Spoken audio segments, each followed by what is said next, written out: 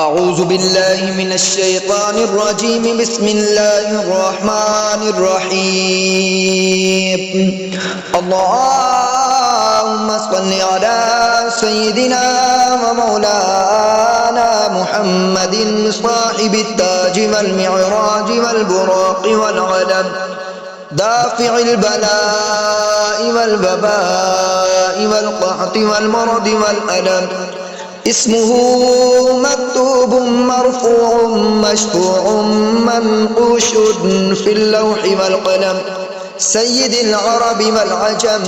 جسمه مقدس معتر مطهر منور في البيت والحرم، شمس الضحى بدر الدجى صدر العلا نور الهدى كافي الورى مصباح الظلم، جميل الشيم شفيع الأمم صاحب الجود والكرم.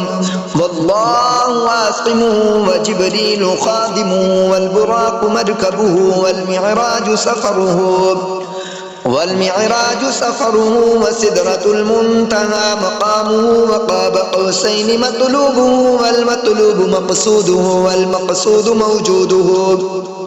والمقصود موجوده سيد المرسلين خاتم النبيين شفيع المذنبين أنيس الغريبين، رحمة للعالمين راحة العاشقين مراد المشتاقين، شمس العارفين سراج السالكين مصباح المقربين، محب الفقراء والغرباء والمساكين، سيد الثقلين نبي الحرمين إمام القبلتين وسيلتنا في الدارين صاحب قاب قوسين محبوب رب المشرقين ورب المغربين، جد الحسن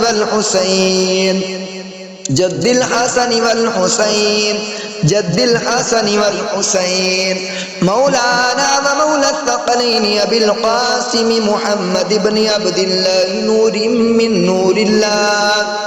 يا أيها المشتاقون بنور جماله بلغ العلا بكماله كشف الدجى بجماله حسنت جميع خصاله صلوا عليه وآله وأصحابه وسلموا تسليما كثيرا كثيرا كثيرا. آمنت بالله صدق الله العظيم.